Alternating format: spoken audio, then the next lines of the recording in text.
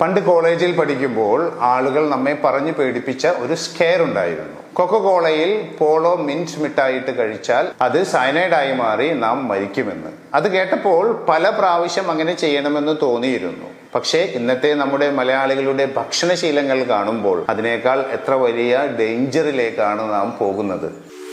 ഭക്ഷണശീലങ്ങൾ കാണുമ്പോൾ പേടി തോന്നും, ഒപ്പം കാട്ടിക്കൂട്ടായങ്ങളോട് വെറുപ്പും. ഐസ്ക്രീം പൊരിച്ചു കഴിക്കുന്നു ചിലർ, മന്തി എല്ലാ ദിവസവും കഴിക്കുന്നു കുട്ടികളടക്കം, കൂടെ കോള. ജ്യൂസിലാണെങ്കിൽ എന്തൊക്കെയോ കളർ കൂട്ടി, ചോക്കോ ചിപ്സ് അടിച്ചു കയറ്റി, അവിലും മലരും പൂജിച്ചു കയറ്റി, കട്ടപ്പാല് മുകളിൽ ഒഴിച്ച് ഒരു രൂപം. വല്ലപ്പോഴും ഒരു കൗതുകത്തിന് ഇതെല്ലാം ട്രൈ ചെയ്യുന്നത് ഓക്കെ, പക്ഷേ പലർക്കും ഇത് ദിവസേനയുള്ള ഭക്ഷണശീലമാണ്. സോ എവിടേക്കായിരിക്കും നമ്മുടെ ആരോഗ്യം പോകുക? ഭക്ഷണത്തോടുള്ള മര്യാദകൾ എവിടെ പോയി? കോണ്ടന്റ് ഇല്ലാതാകുന്ന വ്ലോഗർമാർ പൈനാപ്പിളിൽ മുളക് ചേർത്ത് പൊരിക്കുന്നു, വെള്ളപ്പം കഷ്ണങ്ങളാക്കി ഫ്രിഡ്ജിൽ വെച്ച് പിറ്റേ ദിവസം തണുപ്പോടെ തന്നെ പുറത്തെടുത്ത് പൊരിച്ച് ചിപ്സ് ആക്കുന്നു, ചിക്കൻ തല്ലിച്ചതച്ച് പൊരിക്കുന്നു, ന്യൂഡിൽസും മുട്ടയും പഞ്ചസാര ചേർത്ത് വേവിക്കുന്നു, തണ്ണിമത്തൻ കഷണങ്ങളാക്കി തിളച്ച എണ്ണയിൽ പൊരിക്കുന്നു. അങ്ങനെ ധാരാളം വായിൽ തോന്നിയ കസർത്തുകൾ. എന്നിട്ട് പറയും, ഗായ്സ് ഇത് ട്രൈ ചെയ്യൂ, ഞാൻ പരിചയപ്പെടുത്തുന്ന പുതിയ സൂപ്പർ ഡൂപ്പർ റെസിപ്പി. കാണുമ്പോൾ വല്ലാതെ തോന്നും. പണ്ട് ആളുകൾ മറ്റുള്ളവരെ കൊച്ചാക്കാനുണ്ടാക്കിയ ഒരു പഴഞ്ചൊല്ലാണ് ഓർമ്മ വരിക, അല്പനർത്ഥം കിട്ടിയാൽ അർദ്ധരാത്രിയും കുട പിടിക്കുമെന്നത്. ഇവിടെ പകരം കിട്ടിയത് ആഹാരമാണെന്ന് മാത്രം. വളരെ സീരിയസ് ആയാണ് ഇവർ ഇത്തരം റെസിപ്പികൾ മനുഷ്യർക്ക് അവതരിപ്പിക്കുക, പാചകത്തിലെ ഉസ്താദുമാരെ പോലെ. പല ഭക്ഷണങ്ങളും പരസ്പരം കൂടെ ചേരാൻ പാടില്ലാത്തവയാണെന്ന ഒരു വിശ്വാസമുണ്ട് നമുക്ക്. അവയ്ക്ക് ശാസ്ത്രീയ വശങ്ങളുണ്ടെന്നും പറയപ്പെടുന്നു. ഫോർ എക്സാമ്പിൾ, പാലും പഴങ്ങളും ഒരുമിച്ച് കഴിക്കുന്നത് ഗട്ട് ഹെൽത്തിനെ ബാധിക്കുമെന്ന് പറയപ്പെടുന്നു. ചായയിൽ പാൽ ചേർക്കുന്നതും നല്ലതല്ലത്രേ. മുട്ടയും പഴങ്ങളും ഒരുമിച്ച് കഴിക്കരുത്. ധാന്യങ്ങളുടെ കൂടെ ഫ്രൂട്ട്സ് പാടില്ല. തേൻ ചേർക്കുന്ന ഭക്ഷ്യപദാർത്ഥങ്ങൾ ബോയിൽ ചെയ്യുകയോ കുക്ക് ചെയ്യുകയോ പാടില്ല.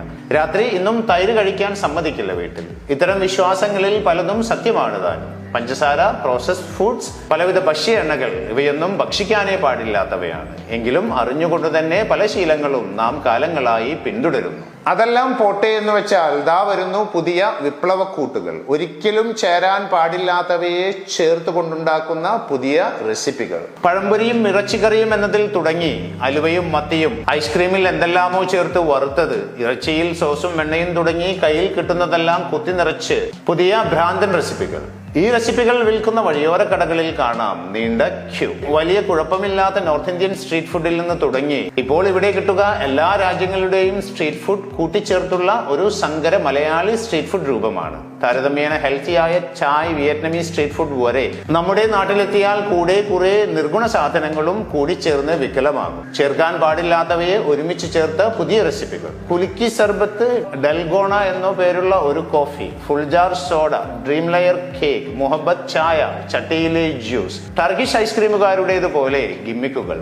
മൊജിറ്റോ എന്ന് വികലമായി നാം ഉച്ചരിച്ചിരുന്ന മൊയിറ്റോ നാട്ടിൽ ഇടയ്ക്ക് ഹിറ്റായിരുന്നു. യഥാർത്ഥത്തിൽ നല്ല മൊയിറ്റോ ഉണ്ടാക്കുന്നതിന് പകരം ക്രഷ് ചെയ്ത സ്ലറിയോ മറ്റോ ബ്ലൂ കളർ ഒഴിച്ചു കൊടുക്കും. കുട്ടികൾ ഹാപ്പി. ഞാൻ ഇതിനെ പറ്റിയിട്ട് കഴിഞ്ഞ പോസ്റ്റിൽ ഒരാൾ കമന്റ് ഇട്ട് കണ്ടു, പൊരിച്ച പൊറോട്ടയും ചിക്കൻ കറിയുമാണത്രേ അയാളുടെ നാട്ടിലെ ഇപ്പോഴത്തെ ഫാഷൻ ഫാഡുകൾ പോലെ ഫുഡ് ഫാഡുകൾ. പക്ഷെ ഫാഷനേക്കാൾ കൂടുതൽ ദ്രോഹം ചെയ്യുന്നവ.